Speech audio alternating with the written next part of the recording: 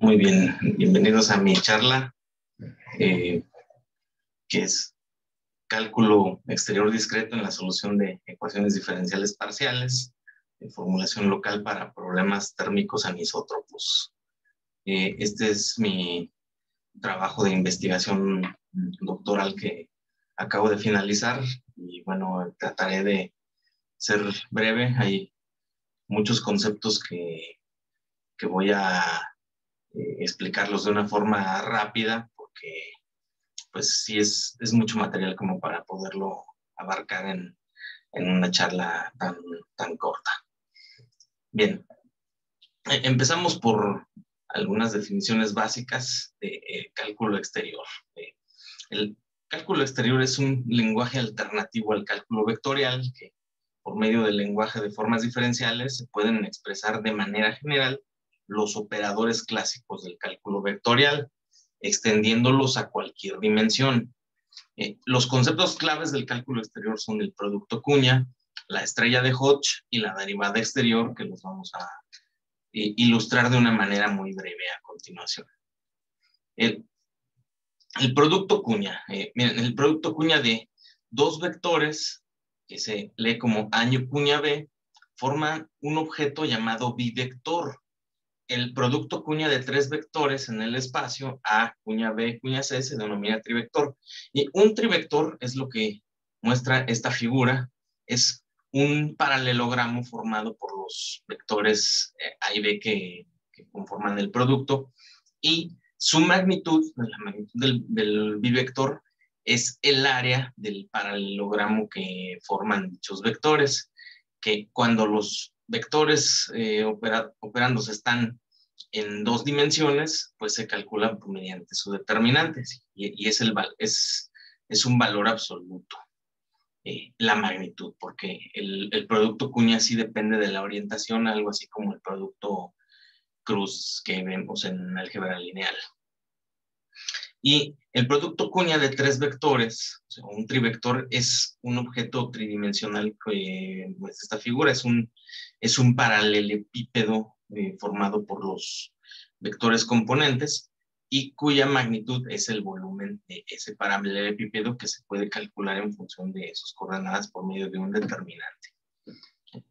Sí, tiene que ser, siempre tiene signo positivo. Entonces, la magnitud es el volumen de ese paralelepípedo. Pero además, el producto cuña, los objetos sí tienen una orientación en donde, dependiendo de cómo estén el orden en que se especifican los argumentos, siguiendo la convención de la mano derecha. Bueno, la estrella de Hodge se define como el complemento ortogonal que completa la forma de volumen de su operando con el producto cuña, eso en la dimensión en que se trate. Entonces, se define de esta manera como el producto de A por su estrella, si el producto cuña de A por su estrella debe ser de magnitud A cuadrada. Entonces, de forma geométrica, así se ve, este es vectores A y esta es su estrella, y definen un cuadrado.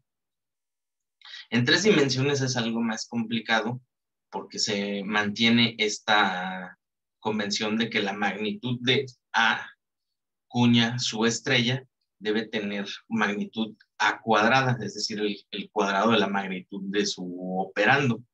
Y bueno, debe formar un paralelepípedo donde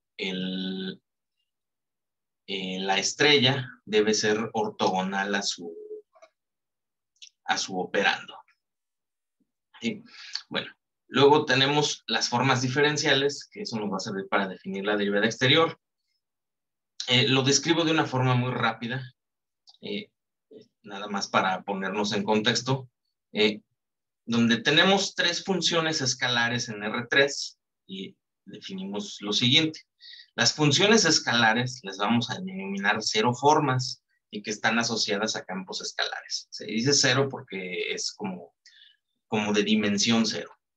Luego, las unoformas van a estar asociadas a campos vectoriales y que se pueden representar así, como F1, de X más F2 de Y más F3 de Z, donde de X, de Y y de Z es una base ortonormal de vectores diferenciales en el espacio, como si fuera pues la base canónica vectorial.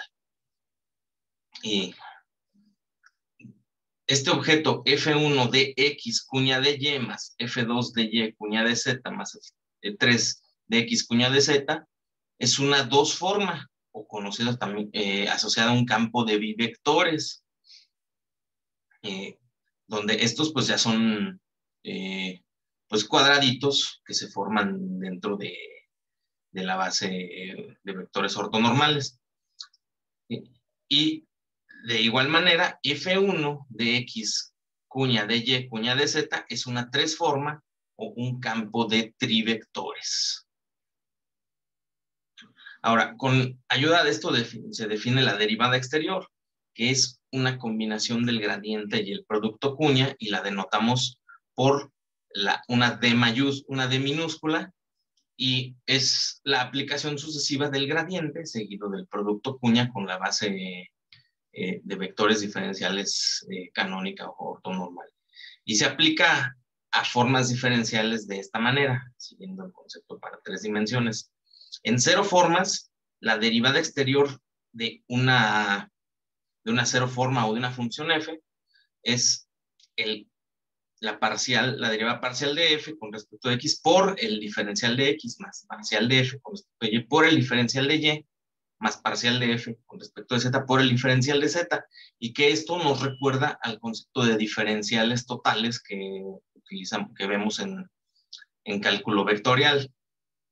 En una forma es algo más complejo, donde si tenemos una forma diferencial definida como teníamos antes, la derivada exterior de f es igual a la derivada exterior de fx cuña de x más la derivada exterior de fy cuña de y más la derivada exterior de z cuña de z. ¿Sí? Así es como se aplica. Y asociados a estos conceptos, pues vienen algunas definiciones adicionales en 2 y 3 dimensiones de las estrellas de los vectores diferenciales. Llama la atención esto, que la estrella de dx diferencial de y es 1, y de manera análoga en 3D, la estrella de dx cuña de y cuña de z es igual a 1, y viceversa.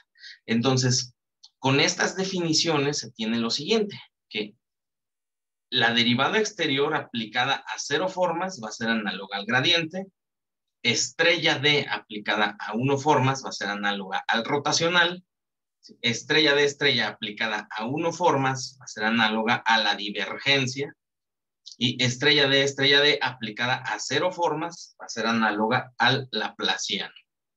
Y además, como habíamos dicho, el producto cuña es análogo al producto cruz de vectores.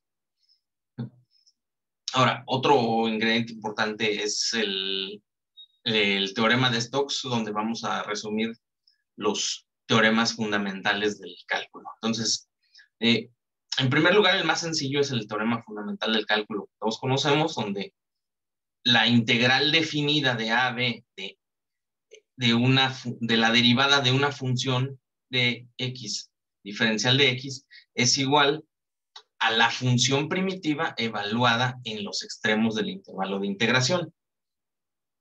En 2 dimensiones tenemos el teorema de Green, donde el rotacional en 2 dimensiones de un campo escalar f, ¿sí?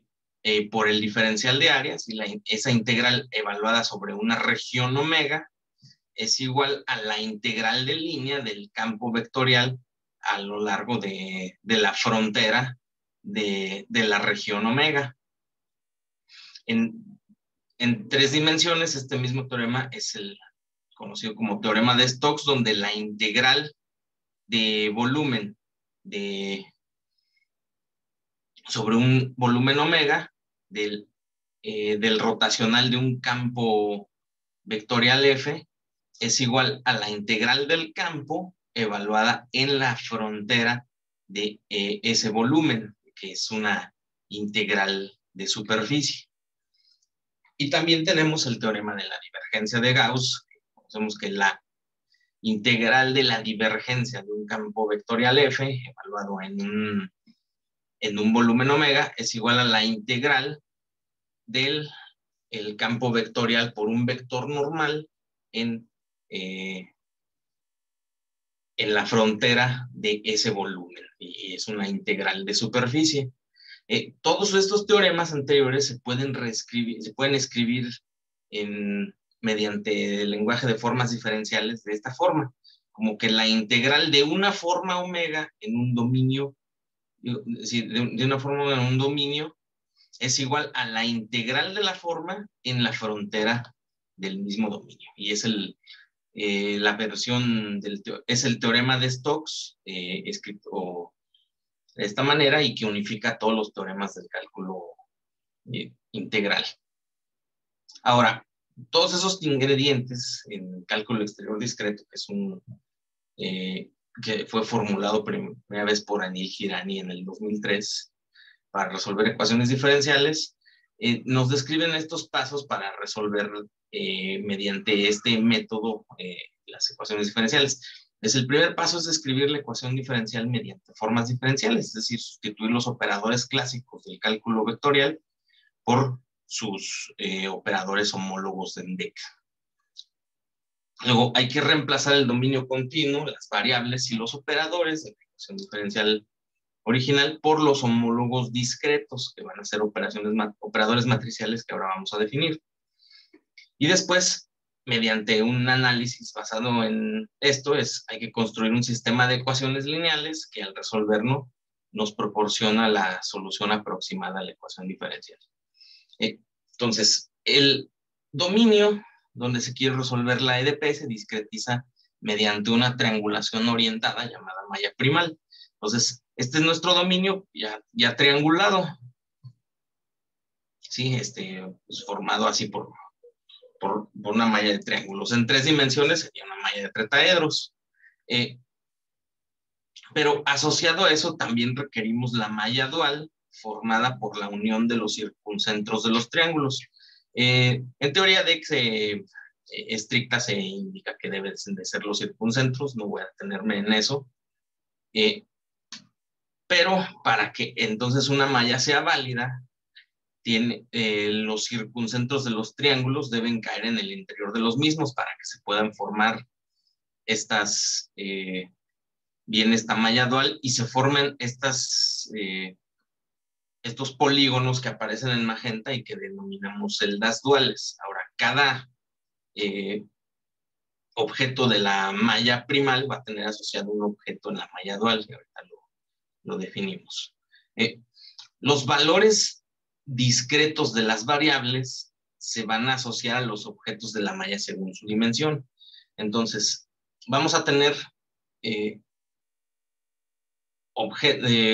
variables asignadas a la malla primal o bien a la malla dual, de la siguiente manera. Las 0 formas o valores escalares se van a asociar a los puntos, que son objetos 0 dimensionales. Las 1 formas se van a asociar a las aristas o bien a las líneas, porque son objetos 1 dimensionales. Las 2 formas van a estar asociadas a objetos de área, es decir, triángulos o bien polígonos. En una malla tridimensional, las 3 formas van a estar asociadas a objetos de volumen.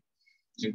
Ahora, los valores asociados a la malla primal se denominan formas primales y los asociados a la malla dual se denominan formas duales.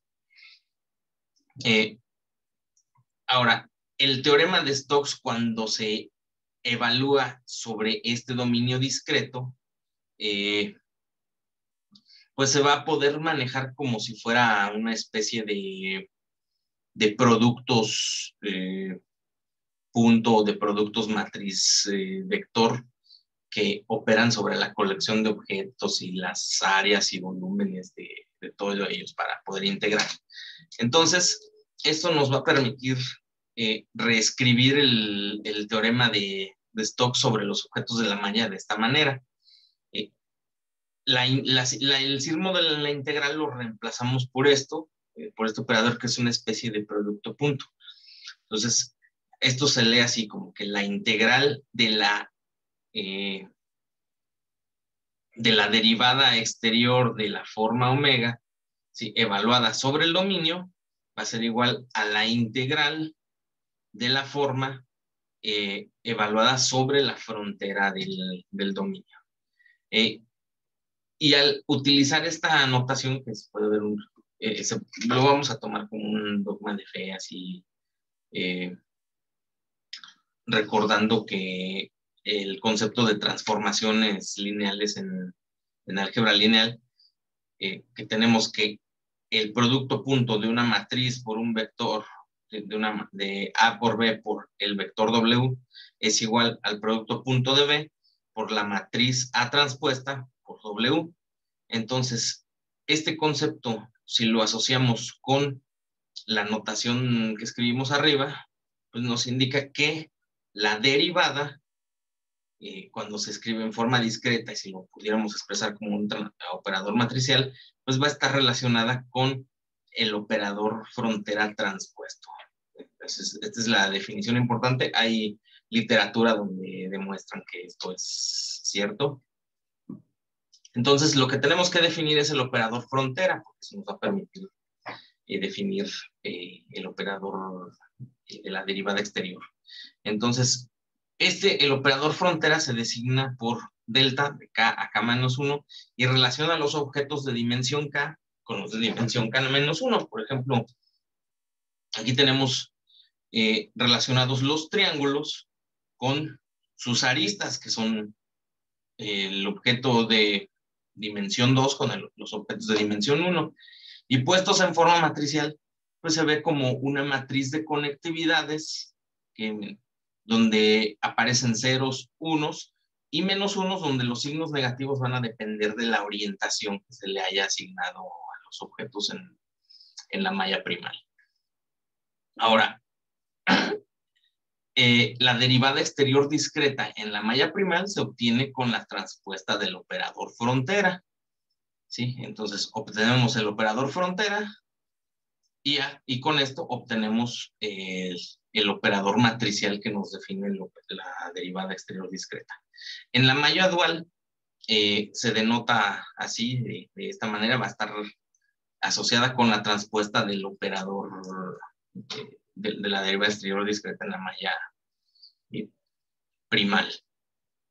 Sí. Ahora, la estrella de Hodge discreta se define como una matriz que transfiere información entre los objetos de dimensión K en la malla primal a los de dimensión N menos K en la malla dual, donde N es la dimensión máxima en la que se está trabajando.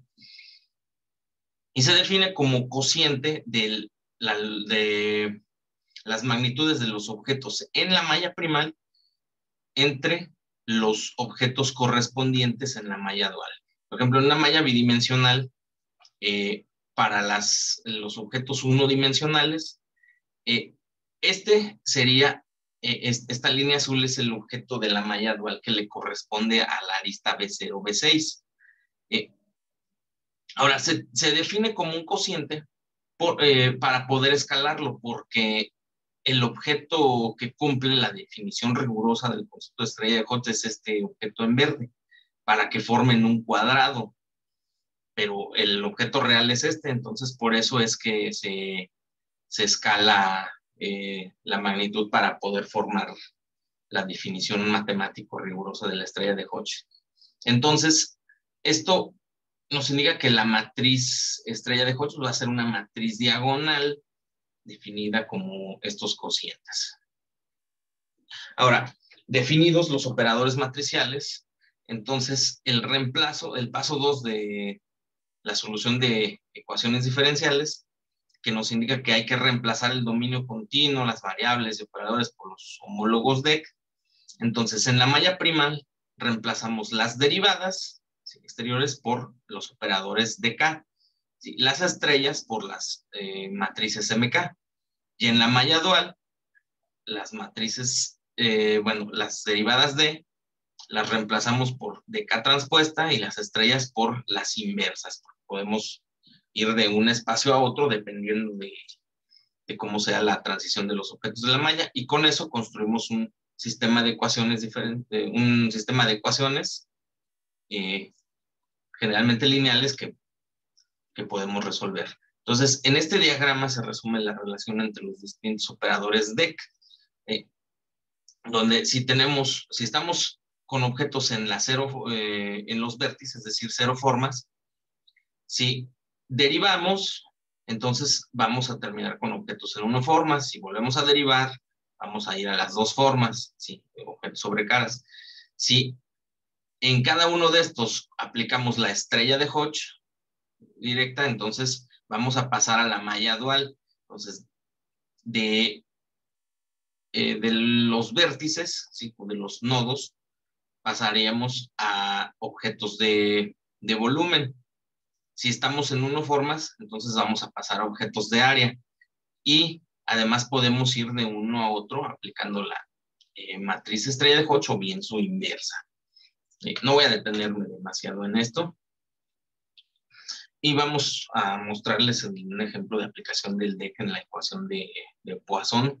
Así que es la ecuación de difusión del calor estacionaria, donde conocemos esto, que la divergencia de K por el gradiente de temperaturas, que este K gradiente de U es el vector de flujo, la divergencia del flujo de calor en una masa, menos la fuente de calor es igual a 0 en omega, donde este K es el tensor de conductividad térmica, que siempre es simétrico, y son las propiedades en cómo la energía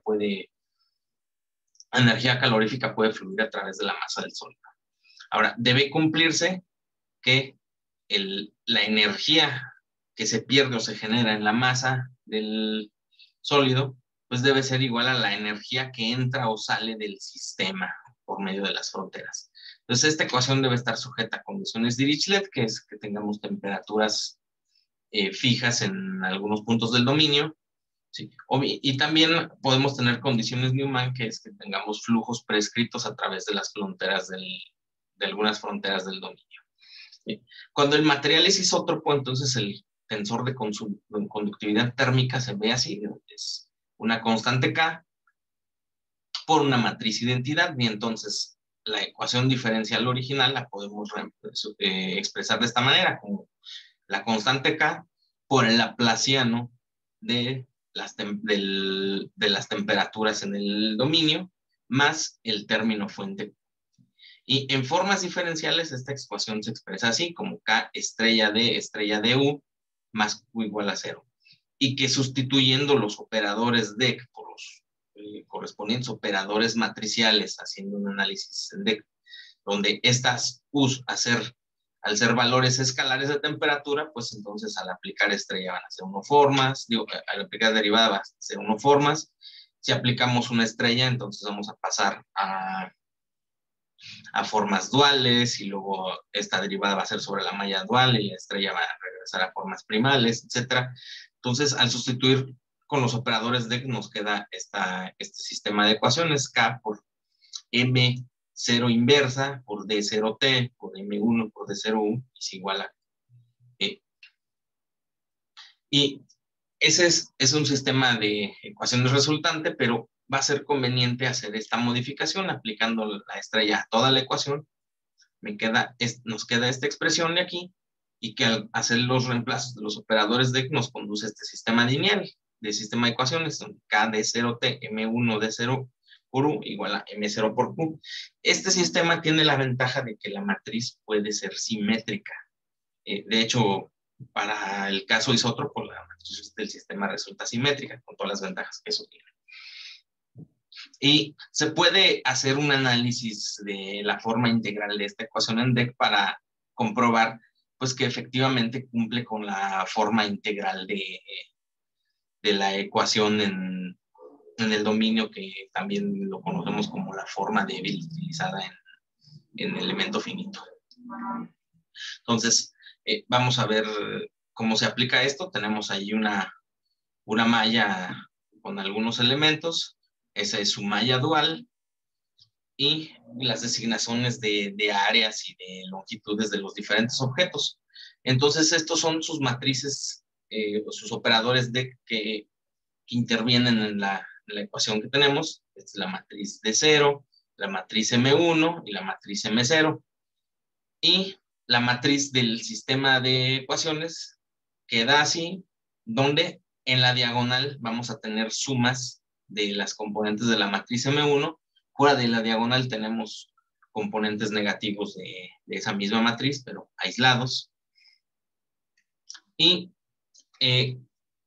eso es una construcción global. Sin embargo, algo que vimos en nuestro trabajo es que esa ecuación se puede obtener mediante una formulación local. Entonces, si la malla está formada por un solo triángulo, tenemos esto y las ecuaciones quedan así. Cuando tenemos dos triángulos, el sistema global queda así como se muestra ahora, pero que ese sistema pues resulta de la unión de las matrices individuales y vectores como si tuviéramos los dos triángulos aislados. Algo muy similar al proceso de ensamblaje que se utiliza en elementos finitos. De hecho, es equivalente.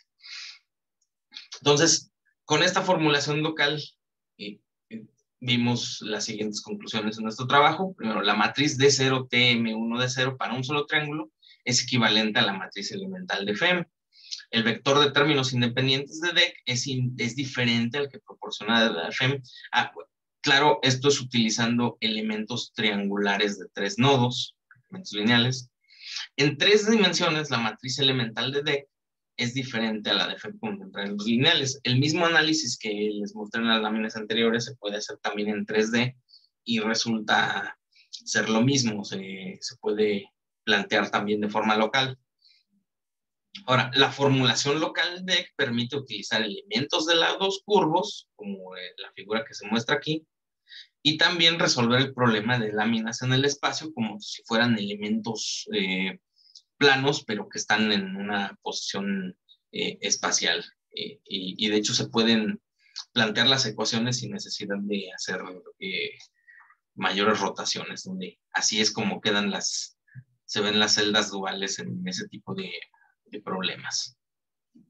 Ahora, la formulación local también nos permitió resolver el problema de cuando el tensor K es anisótropo, que la solución matemática aquí es algo más compleja, por eso no la presento por cuestión de tiempo. Es porque dicha operación no se puede realizar simplemente por el producto del tensor de conductividad térmica por la matriz de cero, sino que se requiere un operador modificado que se denomina el pullback de la 1 forma discreta D0U dada por el tensor K y que lo denotamos así por D0 gorro igual a una matriz KDEC por D0, donde esta matriz se obtiene mediante integrales de línea relacionadas con el tensor K, que bueno, eso se describe más en mi trabajo de tesis y en un artículo que está por ahí publicado. Ahora, al aplicar la anisotropía material con DEC, encontramos las siguientes propiedades. El vector de flujo obtenido con D es constante en el elemento y además es equivalente al vector de flujo elemental obtenido con FEM en elementos lineales, tanto para triángulos y tetraedros, siempre y cuando las temperaturas en los nodos sean las mismas, que ya al resolver la EDP, pues la solución de FEM no va a ser la misma de DEC. Ahora, la matriz elemental de 0T M1 de 0 gorro para un solo triángulo en 2D es equivalente a la matriz elemental de FEM empleando elementos triangulares lineales. Eso no ocurre en 3D, donde la matriz elemental de FEM ya no es equivalente y tampoco va a ser una matriz simétrica, excepto para tetraedros equiláteros, que como quizá muchos de ustedes sepan, pues no es posible obtener mallas de un dominio real con puros tetraedros equiláteros. Eso no es posible de realizar. Ahora les presento algunos ejemplos numéricos de forma rápida. Tenemos aquí un círculo de radio 1 sujeto a un material anisótropo con un cierto ángulo de orientación. Esta es la solución de temperaturas y esta es la solución de la magnitud de vectores de flujos. Entonces ahí en la tabla se ve una comparación de las temperaturas en el punto central, tanto para D como para FEM. y de flujos en un punto fijo de la orilla, tanto en componentes como en magnitud. En la tabla se ve que DEC converge antes que la solución de FEM con elementos lineales en temperaturas, y que en flujos pues los valores más o menos ahí son equivalentes. Entonces aquí presento unas gráficas de la solución sobre un corte radial en el dominio. Estas son las de temperaturas. Vemos la comparación de las soluciones que da FEM y DEC con la solución. Y a la derecha, más a la derecha, tenemos una gráfica de comparación del campo de flujos en magnitud. Entonces ahí es más notorio que para mallas muy burdas, es decir, con pocos elementos, pues DEC proporciona mejores soluciones que FEM para este problema en particular. Y ahí está una comparación pues, de las soluciones que se obtienen por ambos métodos, tanto para temperaturas como para flujos. Otro ejemplo, aquí tenemos un dominio formado por semielipses en varias capas de materiales anisótropos que tienen distintas orientaciones. Entonces, esa es la solución de temperaturas y la solución del campo de flujos, que es así muy, muy cambiante. En la tabla se presentan valores de temperaturas y de flujos en puntos fijos del dominio para poderlos comparar. Y ahí pues, vemos que DEC y FEM dan soluciones muy parecidas, un poquito mejores las de DEC. Y bueno, a medida que se refina la malla, pues ya llegan a la misma solución ambos métodos. Esto es lo mismo, gráficas de comparación sobre un corte medial en la malla, tanto para temperaturas como para flujos. Aquí nótese la dificultad del campo de flujos, que es muy cambiante por la variación del cambio de materiales. Y esa es la comparación para una de las mallas de las soluciones que da DEC y FEM. El tercer ejemplo es tridimensional y es análogo al primer ejemplo que presenté, ¿sí? Con las mismas condiciones. Aquí tenemos en la solución de temperaturas y de flujos obtenidas con una malla muy fina, con elemento finito, y aquí el comportamiento para algunas mallas es mejor el de DEC y para otras es mejor el de FEM. Las causas las encontramos, ahí las reportamos en el trabajo de tesis, y es que para 3 dimensiones sí es importante evitar que haya una concentración de elementos en ciertos puntos del dominio que tengan tetraedros muy distorsionados, es decir, con ángulos diedros muy, muy grandes, porque entonces la solución de DEC sí puede degradarse, pero estas, bueno, son soluciones con mallas buenas. Igual las mismas de gráficas de comparación de la solución en un corte medial, y aquí ya las acompañamos también de los contornos de las soluciones que se obtienen pues por ambos métodos. El cuarto ejemplo es una lámina en el espacio, es un casquete esférico sujeta a esas condiciones, y esos son los valores de temperaturas y de flujos obtenidos con una malla muy fina. El comportamiento numérico es prácticamente el mismo que el caso puramente bidimensional, porque aunque no es bidimensional, pues es de elementos planos que tienen la misma formulación. Ahí está la gráfica de comparación de temperaturas y de flujos, donde aquí vemos cómo los vectores de flujos pues sí son tangentes a la superficie. Y finalmente un último ejemplo que está sujeto a las condiciones de materiales que se muestran ahí. Este es para casos isótropos, para materiales isótropos, y lo que tenemos aquí, lo que aquí queríamos probar era la utilidad del DEC utilizando elementos de lados curvos, que llamamos EDEC. Pues para este ejemplo en particular, al observar las temperaturas y flujos en puntos fijos, pues obtenemos que CDEC da resultados muy buenos o mucho mejores que los otros dos para mallas muy burdas. Estos son ejemplos de las gráficas, bueno, estas son las gráficas de resultados en un corte medial, Esta es la malla utilizada por DEC y FEM, hacia la izquierda, y la misma malla con elementos con lados curvos. Entonces ahí vemos cómo CDEC da mejores resultados para esas mallas muy burdas. Ya conforme se refina, entonces las ventajas de CDEC pues, se pierden y ya no son significativas. Bien, finalmente, las conclusiones de este trabajo, se encontró una formulación DEC local para problemas de difusión, se encontró la metodología que permite manejar materiales anisótropos en 2 y 3 dimensiones. El campo de flujos también lo encontramos, que es idéntico al de FEM en 2 y 3 dimensiones, siempre y cuando la solución de temperatura sea la misma. En realidad, al aplicar ambos métodos, pues la solución de temperaturas no va a ser igual. Ahora, en 2 dimensiones, los resultados obtenidos por DEC llegan a ser ligeramente mejores que los de FEM. En 3D, la identidad de matriz de difusión elementales se pierde, ¿sí? Solamente se mantiene para tetraedros equiláteros, y finalmente es posible resolver con DEC problemas térmicos de superficie en el espacio basados en la formulación local bidimensional. Queda algún trabajo futuro donde las ideas que aquí expusimos se pueden aplicar a problemas transitorios y también a problemas de convección y difusión donde tenga convección dominante. Ya tenemos algunos resultados al respecto que más adelante los podremos presentar. Y también aplicando la formulación local logra resultados muy competitivos, pudiéndose aplicar en la solución de otras ecuaciones diferenciales.